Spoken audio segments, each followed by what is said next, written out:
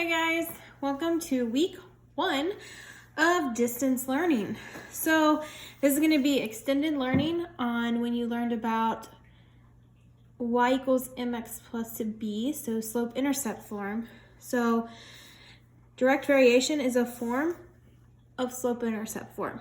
So we're going to start with a little bit of review. So first of all, y equals mx plus b. M is our slope and b is our y-intercept,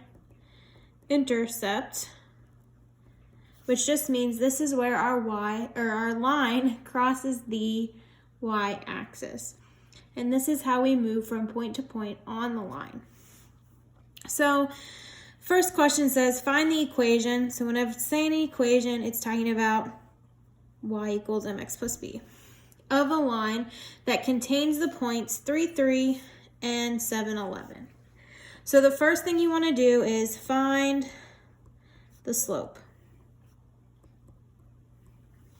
Okay, and the equation for slope is y minus y over x minus x.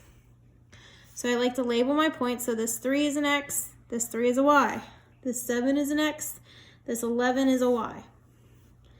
So it doesn't matter which one you put first as long as the points are on top of each other, meaning this 3 has to be on top of this 3 and this 11 has to be on top of this 7. So I'm going to do the 11 first minus the 3 from that point divided by, since I had the 11 first, the 7 needs to come first. So 7 minus the 3 from that point. So notice my point 7 and 11, they're together here. The 7's underneath 11. And the 3 3's are together here as well. So then doing that math of 11 minus 3 is going to give you 8. And 7 minus 3 is going to give you 4. Remember to always reduce your fractions. So 8 divided by 4 is going to give us 2. So that means the m, or the slope, is 2. So next thing you want to do is you want to, so this was the first step. Next thing you want to do is find the y-intercept. Okay? Because we need our m and our b to make this equation. So we're going to use the y equals mx plus b formula. And you're going to pick a point. It doesn't matter which point that you pick. In this case, I'm going to use the 3, 3 point. So I have y equals mx plus b. So I'm going to replace each variable with something that I know. So I have a y because there's a 3 here. So 3 equals, I have an m because I just found it over here as 2. 2 times, I have an x. That's going to be this other 3. The thing that I don't have is the b, which is the y-intercept. That's what I'm trying to find. So I'm going to solve this equation now for the y-intercept. So the first thing I want to do is multiply 2 times 3 to give me 6. Now I want the b to be by itself, so I have to eliminate the 6. To go from positive 6 to 0, I subtract. An equation, whatever you do to one side, you have to do the other. So 3 minus 6 is going to give you negative 3 equals b. So now using our b and our m, we can write our equation. So our equation is going to be y equals, instead of m, it's going to be 2x. Instead of b, it's going to be negative 3. So minus 3, that's going to be our equation. So now we have it in y equals mx plus b form. Looking at the second review, same thing, step 1. Find the slope. So we know that m equals y minus y over x minus x.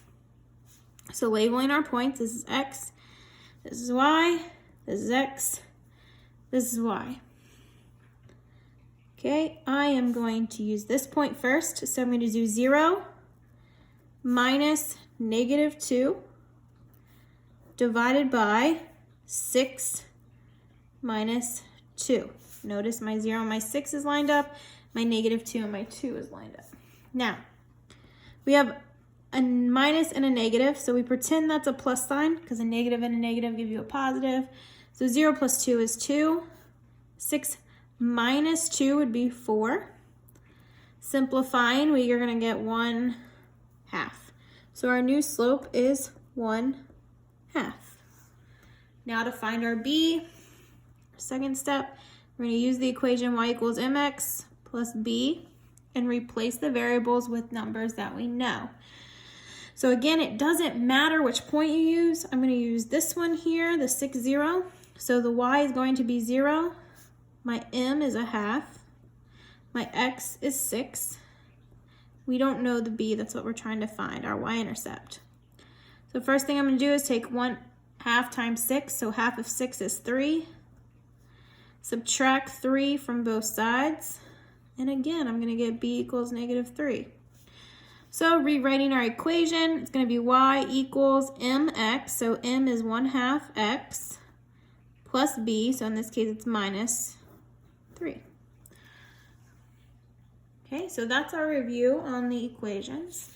So going to our direct variation notes. If you printed out a copy of this, going to make your life a little bit easier. If not, that's okay. You can always follow along. And since this is a video, you can pause me and you can also slow down how fast the video goes on YouTube. You can slow down the playback, which is kind of cool if you need me to talk slower than what I am. Okay, so first things first, direct variation. What is direct variation? So direct variation is a special type of linear equation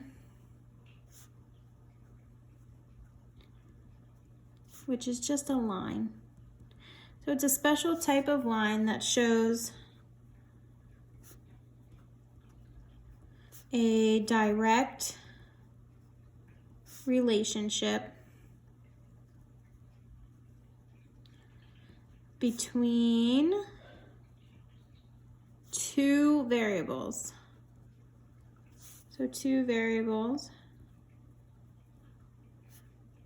Okay, and this is usually x and y. Okay, so it's a relationship between two variables, usually x and y. So a lot of things in the real world actually follow direct variation. So money exchanges follow direct variation usually. Okay, so how can we tell if a line is a direct variation? So if you're given the graph of a line and you want to know, is this direct variation or is it not? The easiest way to tell is if a line is a direct variation, the line will pass through the origin.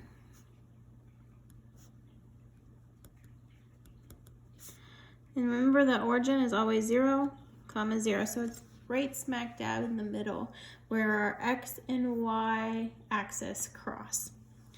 So for example, if I were to give you these 4 graphs and I would say for which graph is y a direct variation of x, all you're looking for is which one of these graphs go through the origin. So for example, 1 would be a direct variation because it passes through the origin 0, 0.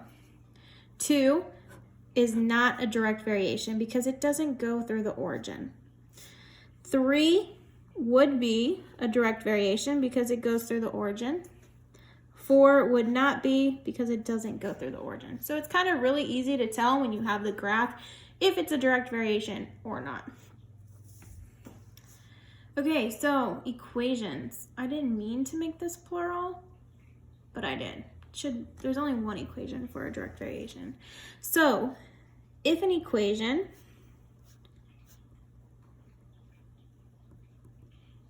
is a direct variation, the y-intercept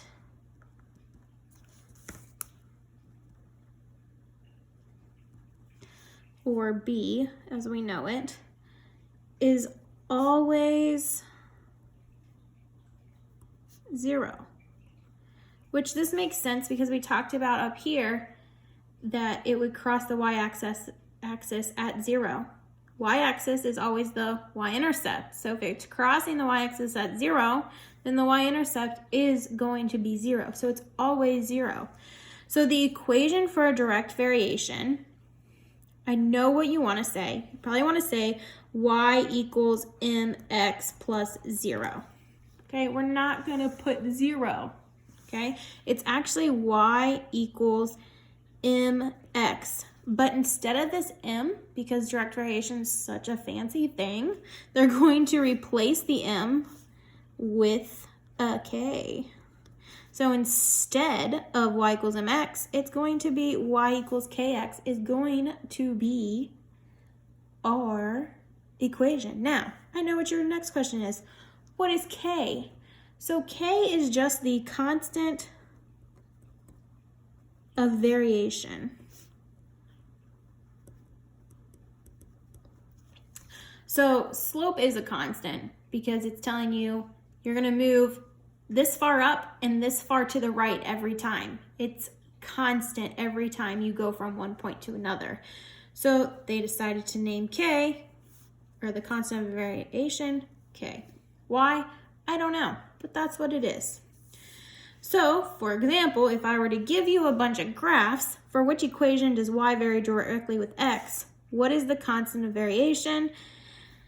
If you need to graph it, you can. So in Desmos, you can just type in these equations and see if it goes through the y or the origin. If it does, it's a direct variation. If it doesn't, then it's not a direct variation. So kind of like what we did in these first couple examples. But say you don't have access to graph it, we can just look to see if it follows the y